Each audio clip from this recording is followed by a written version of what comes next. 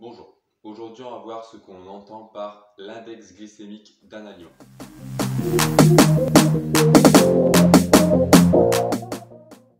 Qu'est-ce que l'index glycémique d'un aliment? Donc c'est la vitesse à laquelle il va diffuser son sucre dans le sang, donc sous forme de glucose. Il ne faut pas confondre l'index glycémique avec la charge glycémique. La charge glycémique, c'est l'index glycémique plus la quantité de glucides qu'il contient. Donc ça, c'est une autre fonction. Alors, il y a l'index glycémique qui est divisé en trois catégories. Donc, on a l'index glycémique bas qui est inférieur à 55, l'index glycémique moyen qui est compris entre 55 et 70, et on a l'index glycémique haut qui est supérieur à 70. Alors, si vous consommez fréquemment des aliments à index glycémique haut, vous risquez d'avoir un petit coup de mou. Alors pourquoi on a ces coups de mou donc quand on consomme un aliment avec un index glycémique élevé? Donc comme on peut voir sur le schéma, à l'ingestion du repas, on va avoir une élévation plus ou moins haute de la glycémie, donc c'est le taux de glucose sanguin. Et quand on regarde la courbe rouge, quand on a le pic où on arrive à hyperglycémie, on va avoir une production très importante d'insuline, l'insuline qui va permettre donc de faire rentrer le glucose dans les cellules.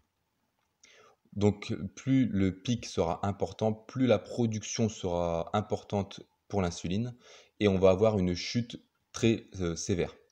On va même descendre, donc, comme vous le voyez, en hypoglycémie et ce sera quand le taux de sucre sanguin descendra en dessous de la glycémie normale.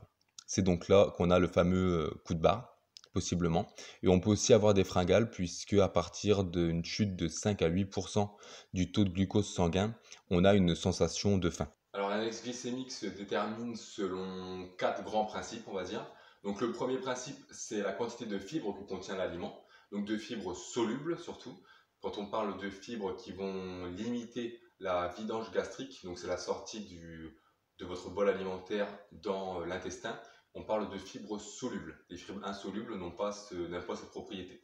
Donc on les trouve par exemple dans la pomme sous forme de pectine, on peut la trouver dans les lentilles, on peut la trouver aussi dans les flocons d'avoine, par exemple, sous forme de bêta-glucane.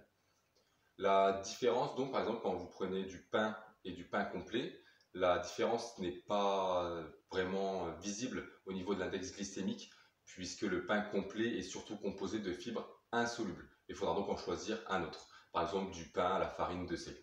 Alors la deuxième règle, ça va être la structure de l'amidon. L'amidon est composé de deux structures, donc on a la chaîne linéaire qu'on va appeler l'amylose, et on a ensuite avoir des ramifications sur cette chaîne linéaire qu'on va appeler l'amylopectine. Donc plus il y aura d'amylopectine, plus l'index glycémique de l'aliment sera élevé.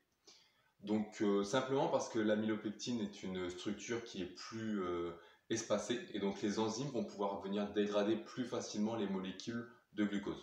Donc puisque ce sont des molécules de glucose qui composent l'amidon. Donc c'est un grand polymère de glucose, tout simplement. La troisième règle, ça va être la gélatinisation de l'amidon. Donc l'amidon va se gélatiniser en présence d'eau pendant la cuisson. Donc c'est pour ça que par exemple il vaut mieux privilégier des pâtes al dente plutôt que des pâtes trop cuites qui auront un index glycémique plus élevé. Et enfin, donc la quatrième règle, ce sera le traitement qu'a subi l'aliment. Donc un aliment qui aura subi un traitement aura un index glycémique plus élevé que s'il était nature.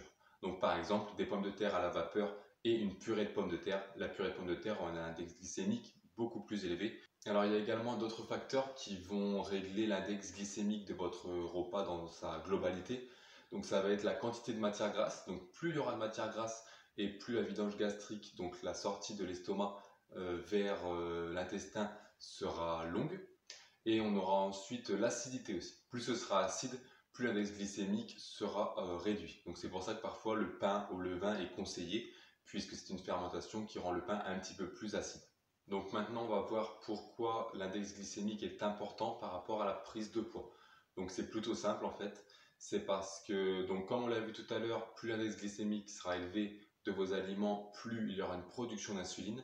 Et l'insuline en fait va favoriser l'utilisation du sucre comme carburant et va délaisser la graisse. Donc si vous avez un repas complet, vous allez utiliser le sucre en priorité pour produire donc de l'énergie et la graisse, elle, sera stockée. Donc c'est pour ça que c'est important d'avoir un index glycémique qui est moyen ou bas pour utiliser le sucre de façon longue, donc dans la durée, et utiliser la graisse comme source d'énergie. Ici, donc, je vais vous présenter un tableau sur les index glycémiques. Vous pouvez le retrouver sur lanutrition.fr. Il y a donc trois catégories, comme on a vu, les index glycémiques élevés, modérés et bas. Et là, ça concerne les fruits. Donc, en dessous, il y a évidemment d'autres aliments, mais je vous laisse aller voir si ça peut vous aider, donc, dans un premier temps, pour entamer votre rééquilibrage. Et donc maintenant, pour récapituler tout simplement, Bien. Pas mal. Bien.